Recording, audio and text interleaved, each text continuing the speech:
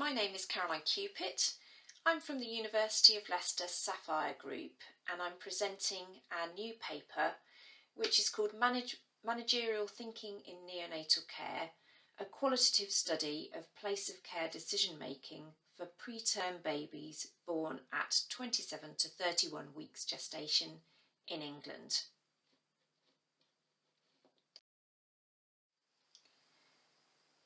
This is part of a larger NIHR funded study that has been looking at optimising neonatal service provision for babies born between 27 and 31 weeks.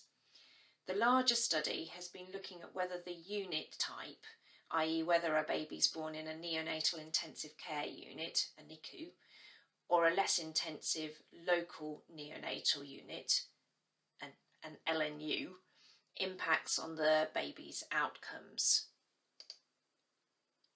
So those are the different types of units. So as part of the OptiPrem project, we at the University of Leicester, led by Natalie Armstrong, were tasked with conducting some qualitative work that would provide contextual information to support discussions about best place of care for this group of babies. Our research questions were: how are decisions about place of care made and operationalised? What are clinicians' and parents' perspectives about best place of care? And how do place of care decisions impact on parents and families, and how are parents and families best supported? But in this paper, we're focusing on that first question: how are decisions about place of care made and operationalised? So we conducted a total of 280 hours of observation, and this included informal conversations with both staff and parents. This work was carried out in 6 units, 2 of which were NICU and 4 of which were LNU, and these were across 2 neonatal networks. We also conducted a total of 15 formal interviews, and you can see that these are spread across the various sites and are a mix of interviews with medical and nursing staff.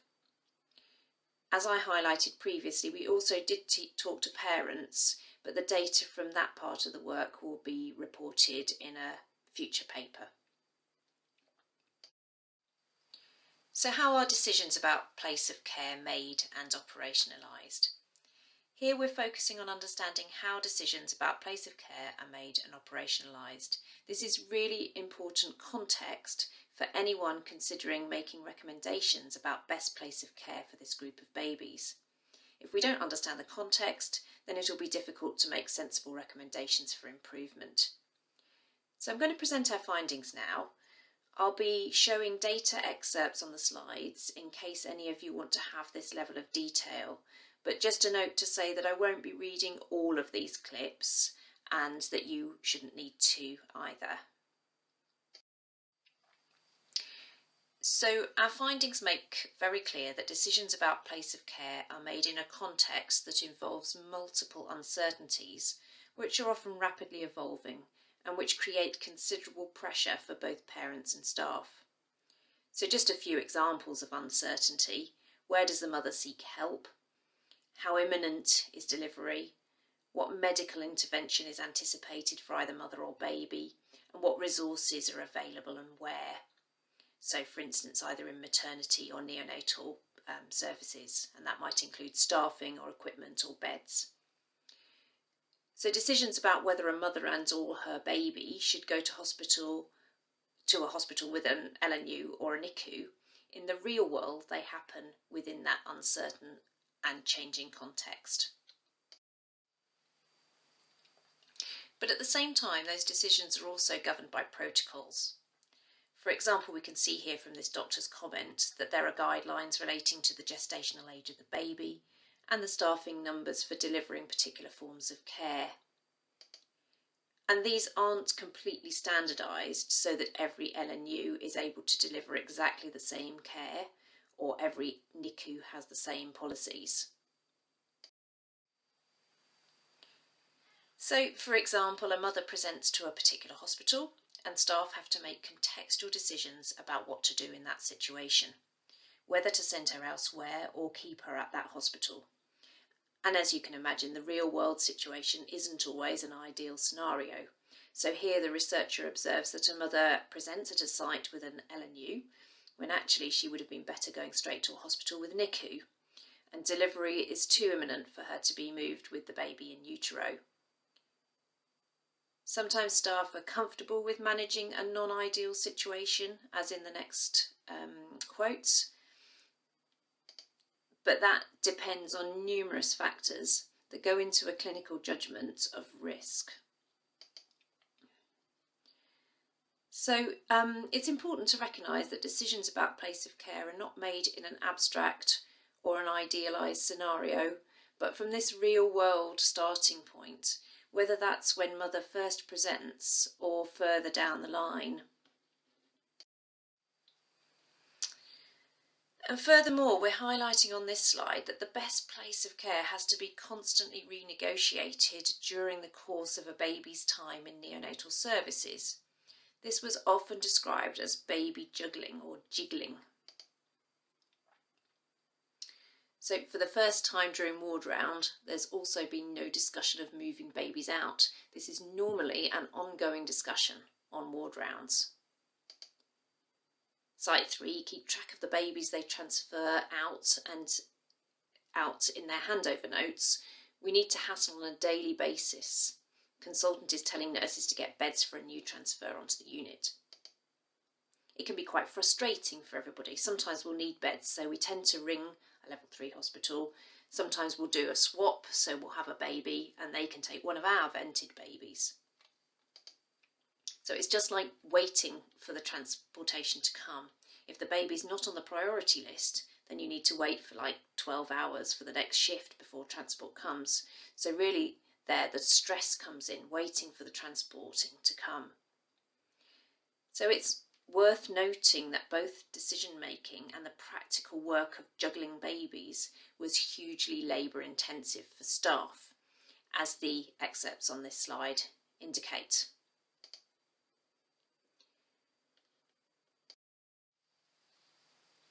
Which brings us to the main focus of the paper. In making decisions about best place of care, staff have to not only think about what is clinically best for an individual baby, but they also have to incorporate management priorities, or think managerially as this doctor describes it. So the doctor says we like to think managerially as well as clinically. If another unit with limited specialist capacity has a 28-week baby and they ask whether we'd like to accept, then we're more than happy, because not only is it good for our practice that we keep on getting prem babies, it also brings money to the hospital. We look at bed capacity, intensive care capacity, whether there's enough space. Sometimes it happens that we shift babies out because of capacity. So this managerial thinking is about demand, cot capacity, what payments are attached to a particular category of baby, and how that affects the unit's income. And these next quotes emphasise the point. You have to accept, because we're an LNU, we can't afford our activity to go down. This last quote is from an observation in an LNU. While waiting in other hospitals rung up with an ex-utero transfer, we must be the only place with beds. Everyone's excited to take the babies as it's an ITU transfer, and that brings in a lot of money. The staff members singing £1,021. Thank you.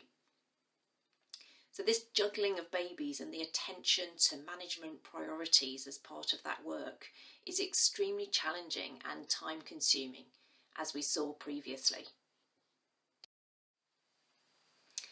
So the clinical needs of the baby, the social needs of the parents, and the operational needs of the units were completely intertwined.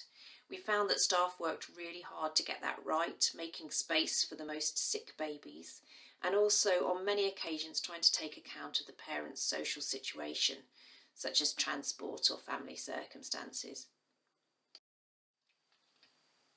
But concerns about demand and capacity constantly were prominent, and babies jiggled around in response. This took a lot of time and energy, diverting staff from other important aspects of their work. And this brings us to the main message of our paper. We think it's really important for stakeholders to understand that place of care decisions are not entirely about clinical outcomes for an individual baby, as people may somewhat idealistically talk about it. Place of care decision making is also about running a service that has to balance those needs of multiple babies within various resource constraints. And this orientation to management priorities, or managerial thinking as we've called it, has implications for babies and their families, as transfers can be pretty disruptive, and we'll talk more about that in a future paper. It also has implications for staff, as the incorporation of management priorities created tension between staff groups. And looking at these observational field notes, the doctor was complaining about how there's no standardised practice for closing the unit. The nurses always want to operate at a gold standard, but it's impossible to operate at that level because the unit's always falling short due to staff shortages. And consultants want to have a better way of recording why babies can't be accepted. They want specifics, so they were saying things like, why have you said we're busy? What is it about the category of babies in today that means we can't take another one?